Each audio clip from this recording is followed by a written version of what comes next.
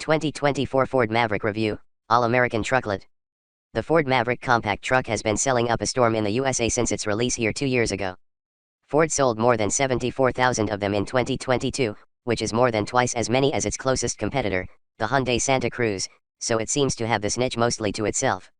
It's of unibody construction like the Escape on which it's based, and combined with coil suspension, makes for a truck that drives more like a car and is far more economical than the full-size F-150 and mid-size Ranger.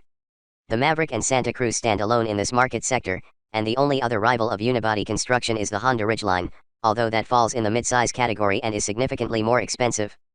The Maverick powertrains also come from the Escape, and the standard arrangement is a sprightly 2.0-liter turbo 4 with 250 horsepower, though a thrifty 191 HP hybrid is available too. The XL is a bit bare bones, and the ride is rather stiff, while the Santa Cruz can tow more, but this hasn't stopped buyers from queuing for the Maverick, which fights back with high-value pricing and traditional truck looks. New for 2024. The 2024 Maverick carries over mostly unchanged, except that the 2.0-liter turbocharged 4-cylinder engine with FWD is now the base powertrain on all the trims in the range, instead of the 2.5-liter hybrid FWD with the CVT. The latter is now a $1,500 option, while AWD is still available on the turbo engine at extra cost. The starting price of the 2024 Ford Maverick is now $23,400 to $805 more than last year. 2024 Ford Maverick price, which one to buy? The price of the new Ford Maverick starts at $23,400 for the XL, followed by the XLT at $26,315 and the Lariat at $34,855. These prices are with the standard 2.0-liter turbocharged engine and front-wheel drive in the case of the two base trims. Adding all-wheel drive, standard on the Lariat, will cost you an additional $2,220. Adding the FWD-only hybrid powertrain to the XL or XLT costs $1,500, however, it drops the Lariat's price by $720 because the AWD is deleted. These prices are MSRP and exclude the $1,595 destination charge. The bare-bones XL with its steel wheels comes across more like a work truck than one fit for family duty. The Lariat is by far the nicest trim, but it's also a lot more expensive than the XLT. While the XLT doesn't have that many more features than the XL, it looks a lot smarter on its alloy wheels, and it has access to a ton of extras, so you can treat it like a blank canvas and kit it out to your heart's content. For going off-road, it's the best trim, because it's the only one eligible for the FX4 and Tremor off-road packages. We'd at least add the $650 Copilot 360 package to fit the missing driver assists, while the $2,275 XLT luxury package with its heated front seats, power driver's seat, extra USB and power ports, bedliner, and trailer hitch specs the truck with many of the things most owners would like, while still keeping the price below $30,000. Interior and features. The XL is very basic and the Lariat a lot more expensive, so the XLT provides the best blend of features and can be spec'd up with many available extras and packages. The cabin isn't plush, but it's hardly expected at the price. It doesn't feel cheap either, and Ford has done a great job creating a modern, welcoming cabin that's solidly screwed together from materials that are durable and serviceable. The dashboard has pleasing textures and interesting planes, and retains proper buttons for various features, such as the climate control and basic infotainment functions. Said infotainment system is a modern smartphone-enabled system with a clear centrally mounted touchscreen. There's enough space inside for 5 people, and Ford hasn't skimped on oddment storage, offering various cubbies and bins for odds and ends, including rear under-seat storage. You get ordinary cloth on the seats, but they're comfortable enough. At the top of the range, the finishes and materials are more upmarket. Space. Ford says that interior space amounts to a total passenger volume of 100.3 CUFT, which is similar to what was on offer in the erstwhile Fusion sedan, so there's enough space for 5 adults, with an inch more legroom in the second row of the regular gas trims as opposed to the hybrids, which lose a touch to the hybrid gubbins packed into the compact truck.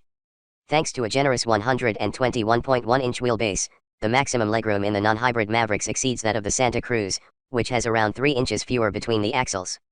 Cargo. The Maverick offers more bed space than its Hyundai rival, though the total bed volume of 33.3 CUFT is 10 CUFT less than the outgoing Ranger.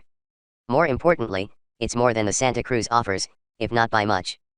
Ford reckons you'll be able to fit 37 bags of 40-pound mulch in the load box, or 18 sheets of 4x 8-foot 3/4-inch thick plywood. You can make the most of the space by selecting options such as a bed divider kit, a toolbox swing case, a bed net, a bed extender, bed tie-down locking rails, and more. You can also protect the bed contents with various tonneau cover options. The standard flex-bed storage system makes it easy to add DIY dividers, a bike rack, and more, and comes with configurable slots and 6 tie-downs. The multi-position tailgate is lockable, electrically on the 2 top trims. Interior storage spaces are unexpectedly varied and practical. You get a glove box, but that's only the start, as the door pockets are big and have slots for accommodating tall bottles and flasks, both front and rear. The lidded center console bin is large, and ahead of it, you'll find more places to store wallets and phones, as well as 2 cup holders. There's a lot of storage space underneath the flip-up rear seat base, and this compartment will accommodate a laptop bag and sports kit. The second row has a Ford integrated tether system, fits, slot in which you can fit all manner of 3D printed accessories, such as cup holders. Only on the 2 top trims do you get a rear fold-down center armrest with cup holders. An optional console vault is available. Materials and colors. There aren't many interior colors on the palette, and the XL comes with a black onyx/medium dark slate interior and cloth on the seats. The XLT gets upgraded cloth upholstery and a navy pear/medium slate color scheme, though this is swapped for a black onyx interior with either the black appearance or XLT luxury packages. The Lariat seats are trimmed in Active X leatherette, and it comes with a desert brown color scheme, or again black onyx with the black appearance package. On the XL and XLT, the steering wheel is a plain black urethane item, but the XLT has access to the XLT luxury package, which trims the wheel in soft vinyl and heats it. Only the Lariat gets a leather-trimmed steering wheel. The Tremor off-road package, optional on the XLT, adds Tremor orange stitching, logos, and accents. Features and infotainment. The XL is rather basic and comes with remote keyless entry, manual operation for the seats, 6-way for the driver and 4-way for the front passenger, a tilting/telescoping steering column, single-zone manual air conditioning, 2 12V power points, and power windows and side mirrors. The driver gets a basic 4.2-inch information display in the gauge cluster and cruise control. Higher up in the lineup, more features become standard, including heated front seats, upgraded upholstery, an 8-way power driver's seat, dual-zone climate control, and push-button start. Extra cost options include items such as a power sunroof and center console safe. The same basic 8-inch touchscreen is used on all trims, but the XL and XLT use a more basic version of the infotainment system. Nevertheless, it incorporates Apple CarPlay, Android Auto, Bluetooth, 2 front USB ports, and an AM/FM radio with 6 speakers. The 6.5-inch driver information display that is standard on the Lariat is optional on the XLT. The Lariat gets Sync 3 infotainment software and also adds Sirius XM, voice-activated navigation, and an 8-speaker Bang & Olufsen audio system. Performance. Performance is strong with the turbocharged engine and only adequate with the hybrid setup. AWD is only available with the EcoBoost engine, enabling a good towing capacity of 4,000 pounds. The base engine in the Ford Maverick is a 2.0-liter turbocharged EcoBoost inline 4-cylinder with 250 HP and 277 lb-ft of torque. In terms of the drivetrain, an 8-speed automatic transmission is standard, and it comes with front-wheel drive, though all-wheel drive can be added optionally. The upgrade powertrain is a naturally aspirated Atkinson cycle 2.5-liter inline 4-cylinder that produces 162 HP and 155 lb-ft. It has hybrid assistance and, with its electric motor added to the equation, total system output is 191 HP, although Ford doesn't say what the total torque is. The hybrid sends its power through a CVT automatic to the front wheels only. With this powertrain, the Ford Maverick's 0 to 60 sprint takes just under 8 seconds, by no means quick, but perfectly adequate and more than sufficient around town. The 250 HP gas powertrain does, of course, offer significantly stronger performance, cutting the benchmark sprint to around 6 seconds. Top speed is limited to 110 miles per hour.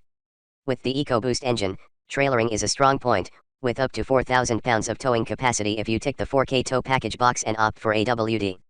As an added bonus, the Maverick with AWD can manage more difficult terrain, courtesy of improved ground clearance and approach, ramp, and departure angles. Trucks aren't usually FWD, and the hardy EcoBoost engine can quickly send the Maverick's front wheels spinning when setting off, so we recommend the AWD drivetrain. The engine remains quiet, even when extended, and the little truck exhibits that typically solid unibody feel on the move. The steering is, unfortunately, a little imprecise, as trucks tend to be, but handling has more in common with an Escape than a Ranger, with an agile feel and strong brakes to back it up. The stability control, which cannot be fully switched off, quickly reins in excessive enthusiasm. The ride is rather firm but not harsh, enabling the Maverick to take loads well. The hybrid is slower, and the CVT emits some telltale drone under power, but it's mostly muted and refined, unlike many other CVTs. Brake feel is a bit artificial and unpredictable at times due to the regenerative braking being blended in, but this is a minor complaint and you get used to it. Fuel efficiency. Gas mileage is one of the selling points in this market segment, and the Ford Maverick's MPG figures are significantly better than those of the average mid-sized truck. The most economical configuration is, of course, the hybrid, which returns EPA city/highway/combined estimates of 40/33/37 mpg, giving it a range of around 511 miles, despite its small 13.8-gallon fuel capacity. The regular gas Maverick's tank can hold 16.5 gallons, but it's also heavier on fuel, returning 23/30/25 mpg with FWD or 22/28/24 mpg with AWD, so the expected range of 396 to 412 miles is well short of the hybrids. With the Tremor package fitted to the AWD, all the off-road equipment and all-terrain tires take their toll, resulting in 20/24/21 mpg and a range of just 346 miles. Like for like, the Maverick edges out the Santa Cruz, 23 mpg combined for both FWD and AWD.